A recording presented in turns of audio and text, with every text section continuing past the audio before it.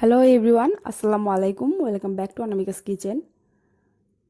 আজকে আমি আপনাদেরকে দেখাবো কিভাবে আপনারা কোনো রকম মোল্ড ছাড়া একটি ডল কেক তৈরি করে নিতে পারবেন। আর এই ডল কেকটি আমি আমার মেয়ের বার্থডেতে সারপ্রাইজ গিফট হিসেবে তৈরি করেছিলাম। ও এটাকে দেখে কিন্তু খুবই পছন্দ করেছে। আপনাদের যাদের বাসায় মেয়ে আছে তারা কিন্তু তাদের এই কেকটি যদি তৈরি করে দেন তাহলে কিন্তু তারা অনেক বেশি খুশি হবে। আর এটা বানানো খুব একটা কঠিন কাজ না, খুবই সহজে এবং মোল্ড ছাড়া আমি এই কেকটি তৈরি করেছি। আর এটা খেতে একদম সফট আর খুবই ইয়াম্মি হয়েছিল। এবং আজকে আপনাদের সাথে আমি আরও কিছু টিপস শেয়ার করব কিভাবে আপনারা কেক খুব সুন্দর করে ফ্রস্টিং করতে পারবেন এবং কোনো রকম বেকিং টুলস ছাড়া কিভাবে আপনারা বাসায় একদম হাতের কাছে যা আছে সেই উপকরণগুলো দিয়ে একদম পারফেক্টভাবে স্মুথলি একটা কেকের ফিনিশিং আনতে পারবেন। আশা করি ভিডিওটি আপনাদের সকলে ভালো লাগবে। যদি ভালো লাগে অবশ্যই আমার চ্যানেলটি সাবস্ক্রাইব করে রাখবেন। এর জন্য প্রথমে আমি কেকের ব্যাটারটা তৈরি করে নিয়েছি। আর যেহেতু এই কেকটি আমি স্পঞ্জ কেক তৈরি করেছি, এর একটি রেসিপি আমার চ্যানেলে অলরেডি দেওয়া আছে, তাই আমি প্রথমটুকু দেখাচ্ছি না, কারণ এতে ভিডিওটা অনেক বেশি বড় হয়ে যায়। তাই আমি এখানে বিটটা করে নিয়েছি। এর রেসিপির লিঙ্কটা আমি কমেন্ট বক্সে দিয়ে রাখবো, আপনারা চাইলে দেখে নিতে পারেন। এবার আমি সেই কেকের ব্যাটারটাকে তিনটি ভাগে ভাগ করে নিয়েছি। এরপর তিনটি ভাগে আমি কালার করে নিব।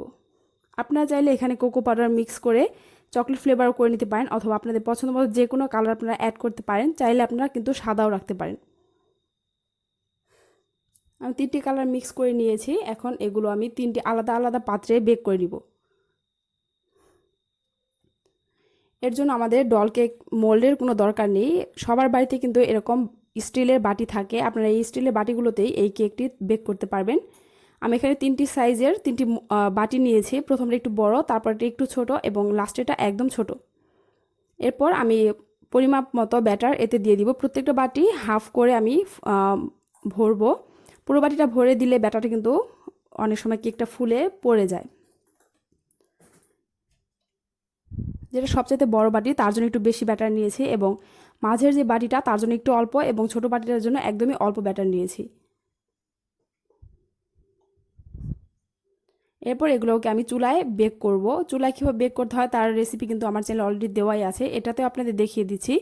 একটি হাঁড়ি আমি আগে 10 মিনিট প্রিহিট করে নিয়েছি। এরপর এখানে একটি টিনের মোল্ডটি আমি বসিয়ে দিয়ে এটা বেক করে নিব প্রায় 15 থেকে 20 মিনিটের মতো। 15 মিনিট পর আপনারা চেক করে দেখবেন, যদি এটা বেক হয়ে যায় তাহলে আর হিট দেওয়ার দরকার নেই, আর যদি বেক না হয় তাহলে আর 5 মিনিট হিট দিয়ে নেবেন।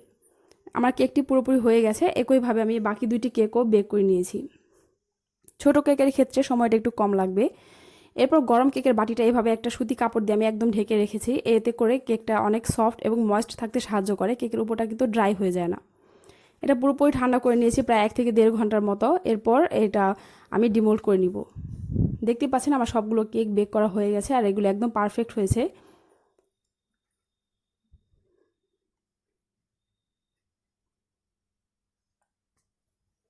অনেক সময় গরম কেক আনমোল্ড করতে গেলে কিন্তু ভেঙে যায়, সেক্ষেত্রে কেকটা একটু পুরোপুরি ঠান্ডা করে তারপর আনমোল্ড করবেন। আর যে কোনো কেকে ফ্রস্টিং করার সময় অবশ্যই কেকটি ঠান্ডা করে নেবেন। গরম কেকে ফ্রস্টিং করতে গেলে অনেক সময় কেকটা কিন্তু গলে যায়। গরম কেকে কখনোই ফ্রস্টিং করার দরকার নেই। কেকের কালারগুলো দেখতে পাচ্ছেন কতটা কিউট হয়েছে। কালার অ্যাড করার ফলে কিন্তু কেকটি দেখতে আরও বেশি আকর্ষণীয় লাগছে। আপনারা চাইলে এটা সাদাও রাখতে পারেন। এরপর কেকগুলো আমি মাঝখান দিয়ে একটি করে স্লাইস করে নিব। আর আমার চ্যানেলে যে স্পঞ্জ কেকের রেসিপিটি দেওয়া আছে সেই কেকের রেসিপিতে কিন্তু আমি কেকটি তৈরি করেছি, আপনারা সেটা দেখে নিলেই কিন্তু হবে। এরপর আমার কেকগুলো এখানে স্লাইস করে দেখতে পাচ্ছেন কতটা কিউট লাগছে এই কালারগুলো দেখতে। এখন এগুলো আমি ডেকোরেট করে নিব। এর জন্য এখানে আমি একটা কেক বোর্ড নিয়েছি। চেষ্টা করুন বোর্ডটা কেকের যে সাইজ তার যাতে অন্তত 1 ইঞ্চি বড় নেওয়ার, এতে করে ডেকোরেট করতে কিন্তু ভালো হয়, দেখতেও সুন্দর লাগে। এরপর বোর্ডে কিছু ক্রিম লাগিয়ে আমি এর উপর একটা পিস দিয়ে দিচ্ছি যাতে কেকটা নড়ে চড়ে না যায়। এরপর এখানে আমি সুগার সিরাপ দিয়ে দিচ্ছি। যে কোনো কেক ফ্রস্টিং করার আগে সুগার সিরাপটা ইউজ করে নেবেন, তাহলে কেকটা কিন্তু ড্রাই হয়ে যায় না। আপনি যখন 2-3 দিন ফ্রিজে রেখে কেকটা খাবেন তখন কিন্তু এটা ড্রাই হয়ে যাবে না, একদম সফট এবং স্পঞ্জি থাকবে। এরপর আমি আপনাদের একটু সহজ ট্রিক্স দেখাচ্ছি কেকে ক্রিম লাগানোর। এরকম একটা পাইপিং ব্যাগে ভরে মাথাটা একটু কেটে এভাবে যদি আপনারা ক্রিমটা লাগিয়ে নেন তাহলে কিন্তু কেকের মাঝখানে ক্রিম উঁচু নিচে হওয়ার কোনো চান্স থাকে না। ক্রিমটা সব জায়গায় সমানভাবে একদম স্প্রেড করা যায়। এভাবে আপনারা করে নিতে পারেন পাইপিং ব্যাগে ভরে। যাদের কাছে পাইপিং ব্যাগ নেই তারা কিন্তু যে কোনো নর্মাল পলি ব্যাগে ভরেও এই কাজটি করে নিতে পারবেন।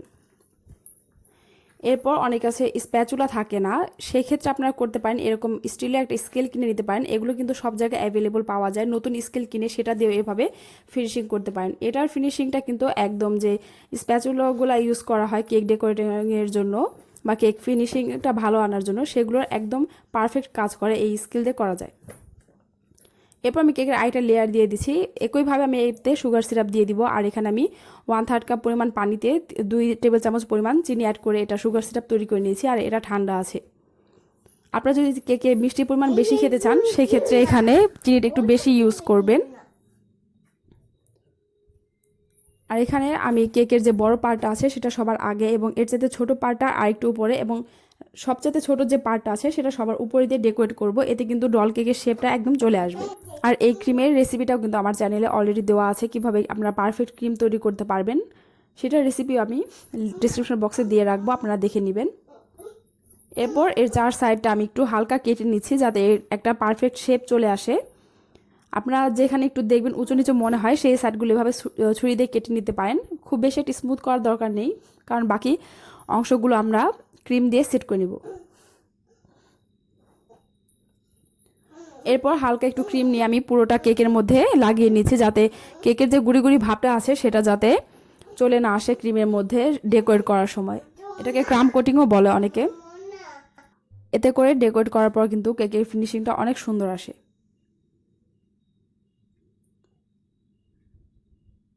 এটা আমি কেকের যে সাইডে এক্সট্রা ক্রিমগুলো লেগে আছে সেগুলো জাস্ট এর মধ্যে একটু লাগিয়ে নিচ্ছি।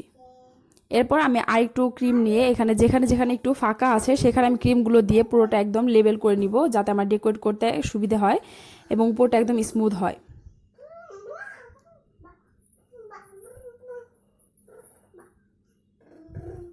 এটা হয়ে গেছে। এখন এটা আমি 10 মিনিট ফ্রিজে রেখে একটু সেট করে নিব ক্রিমটা। এরপর এটা আমি ডেকোরেট করব। ততক্ষণে আমি এখানে একটা ডল নিয়েছি। এর ডল কেক তৈরি করার জন্য কিন্তু এক্সট্রা ডল কিনতে পাওয়া যায়। যাদের কাছে সেই ডলগুলো নেই তারা এরকম একটা ছোট ডল নিতে পারেন। সেটার পায়ে আমি একটা স্টেপ দিয়ে আটকে দিয়েছি। এরপর এখানে আমি কিছু ক্রিম নিয়েছি। ক্রিমটা তো আমি একটু কালার করে নিব, যেহেতু আমি এই ডল কেকটা একটু কালারফুল করতে চাচ্ছি, তাই আমি আমার পছন্দ মতো কিছু কালার করে নিব। আপনারা আপনাদের পছন্দ মতো যে কোনো ধরনের কালার করে নিতে পারেন, অথবা যে কোনো এক ধরনের কালার দিয়ে আপনারা করতে পারেন। ডেকোরেট করাটা পুরোপুরি নিজের মতো, এটা যার যার ইচ্ছে অনুযায়ী আপনারা ডেকোরেট কিন্তু করে নিতে পারেন। এখানে ব্লু কালার করেছি, সাদা কালার করেছি এবং গ্রিন কালার আর হালকা হলুদ কালার মিক্স করে একটা হালকা লেমন কালার তৈরি করেছি। এখন কেকটা 10 মিনিট পর ফ্রিজ থেকে বের করে মাঝখান দিয়ে এভাবে একটা গর্ত করে নিব। এর মধ্যে আমরা পুতুলটা কিন্তু সেট করে দিব। খুবই অল্প, একদম বেশি গর্ত করার দরকার নেই, জাস্ট অল্প একটু ডলটা আমাদের সেট করতে যতটুকু দরকার হয়। এরপর এর অর্ধেকটা এখানে সেট করে দিয়ে আমরা চলে যাব এর মূল ডেকোরেটে। এখানে আমি অল্প অল্প করে ক্রিম নিয়ে লাগিয়ে নিচ্ছি পুরো কেকটাতে। এই পর্যায়ে খুব বেশি একটা ক্রিম দিব না আমি, যেহেতু আমি এটা পুরোটা ড্রেসের মতো ডিজাইন করে দিব, তাই কিন্তু ডিজাইনে আমাদের অনেক বেশি ক্রিম লাগবে। এখানে এটা হালকা ক্রিম দিয়ে আমি একটু সেট করে নিয়েছি। এখন এখানে একটা লিফ নজেল নিয়েছি আমি, নিয়ে এখানে আমি হালকা ফুলের মতো করে এভাবে পেঁচিয়ে পেঁচিয়ে দিয়ে দিচ্ছি। আপনারা দেখে নিশ্চয়ই বুঝে নেবেন। চাইলে আপনারা আপনাদের পছন্দ মতো যে কোনো ডিজাইন করে নিতে পারেন। পুরোটা রোজ দিয়ে দিতে পারেন, মাঝে একটা ছোট করে পার্ল দিয়ে দিতে, যেরকম সুগার বলগুলো পাওয়া যায় সেগুলো দিয়ে দিতে পারেন, তাহলে কিন্তু দেখতে অনেক বেশি সুন্দর লাগে। অথবা চাইলে আপনারা সাদাও রাখতে পারেন। এটা ডেকোরেটটা পুরোপুরি আপনাদের পছন্দ মতো আপনারা করে নেবেন। এভাবে আমি 2টা লেয়ার দিব ব্লু কালারের। দেওয়ার পর আমি নিচে আরেকটু শেড কালার করব, হালকা যে আমি লেমন কালারটা করেছিলাম সেই কালারটা করব। এর জন্য এখানে আমি একটা ক্লোজ স্টার নোজেল নিয়েছি, নিয়ে এখান দিয়ে জাস্ট ছোট করে ফুল করে নিব। রোজ করব না আমি, শুধু ছোট ছোট করে প্রেস করে ছেড়ে দিলেই যেরকম একটা ফুল হয় সেরকম ছোট ছোট করে 2টা লাইনে আমি ফুল করে নিব।